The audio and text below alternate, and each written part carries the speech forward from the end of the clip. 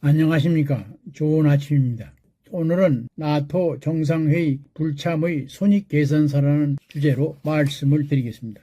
이재명 대통령이 24, 25일 열리는 북대서양조약기구 정상회의에 불참하기로 해 많은 외교적 문제점을 가져올 것 같습니다. 대통령실은 중동 정세의 불확실성과 국내 현안 대응 필요성을 이유로 들었지만 정작 정치권과 외교가에선 중국, 러시아와의 관계를 고려한 대통령 자주파의 입김이 결정적으로 작용한 것으로 보고 있습니다. 이번 결정으로 주요 7개국 G7에 이어 또다시 도널드 트럼프 미국 대통령과의 회담이 무산되면서 관세와 주한미군 문제 등의 주요 현안에 대한 대미 외교 전략에도 차질을 빚게 됐습니다. 불참 발표가 있기 전만 해도 대통령의 나토 참석은 긍정적으로 받아들여졌습니다. 윤석열 정부가 나토 회의에 매년 참석한 가운데 외교적 연속성을 기반으로 실용 외교를 강조해온 이재명 정부의 기조와도 부합했기 때문입니다. 실례로 이 대통령은 같은 이유로 지난 G7 정상회의 참석을 취임한 지 불과 12일 만에 전격적으로 결정했었습니다. 외교가 안팎에선 최근 미국이 감행한 이란 공습으로 중동 정세가 급변하면서 대통령실이 이를 국내외적으로 외교 부담 요소 판단했을 가능성을 제기하고 있습니다. 특히 트럼프 대통령이 지난 16일 G7 회의 도중 조기 귀국한 데 이어서 나토 참석 여부까지 불투명해진 것도 영향을 미친 것으로 분석됩니다. 그러나 실상을 들여다보면 중로 자극을 피하자는 자주파 입김이 크게 작용했다는 해석이 설득력을 얻고 있습니다.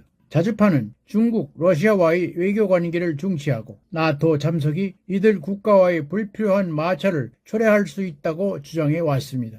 자주파의 좌장으로는 이종석 국정원장이 꼽힙니다. 그는 북한 연구학자 출신으로 과거 참여정부에서 통일부 장관을 지내며 햇볕 정책을 주도했습니다. 당시에도 이 원장은 자주파로 분류됐고 한미연합사 체제에 있는 전시작전권을 한국이 환수하겠다는 내용의 전시작전 통제권 단독 행사를 두고 동맹파와 충돌한 바가 있습니다.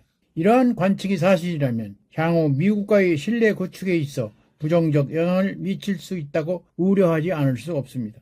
동맹국과의 관계보다 북중러와의 관계를 더 중시하는 행보로 읽혀 불필요한 오해를 야기할 수 있기 때문입니다. 앞서 백악관은 이 대통령 취임 직후 중국의 개입과 영향력 행사에 반대한다는 이례적인 입장을 밝힌 바 있습니다.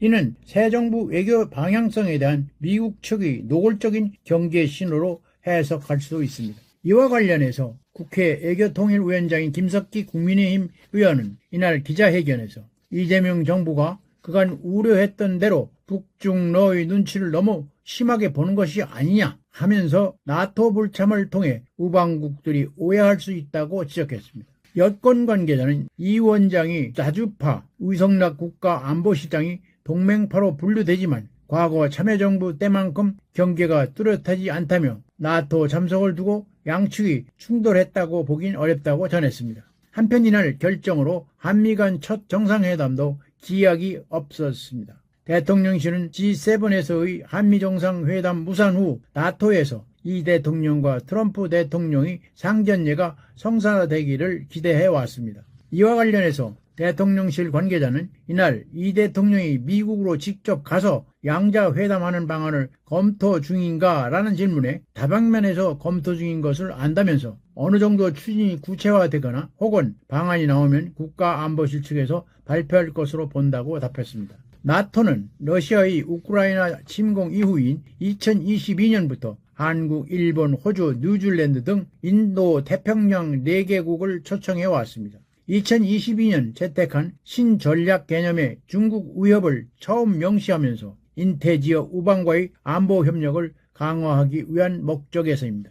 올해엔 지난해에 이어 우크라이나 전쟁에서 러시아의 북한의 불법적인 군사협력에 대한 강도 높은 비판을 담은 성명이 나올 가능성이 큽니다. 실용 외교를 내세워 윤 정부 시절 약화한 중국, 러시아와의 관계 개선을 추진하려는 새 정부로서는 부담스러운 대목이 아닐 수 없습니다. 더욱이 미국은 나토 회원국들의 GDP 대비 국방비 지출을 5%로 인상할 것을 예고했습니다. 안보는 미국, 경제는 중국과 협력한다는 이른바 안미 경중에 대한 경고를 발신하고 있는 것입니다. 미중 패권 경쟁 사이에 끼인 한국 애교의 녹록지 않은 현실을 직시하면서 현명한 선택이 필요하지 않을까 생각합니다. 이 대통령은 대선 기간 국익 궁수미 실용 외교를 내세우며 굳건한 한미동맹을 근간으로 삼겠다고 했습니다. 그러나 중국과 러시아를 의식해 나토 정상회의에 불참했다는 소리를 들을 수밖에 없게 됐습니다. 중국과 러시아를 의식해 나토 정상회의에 불참했다는 것은 북러 밀착을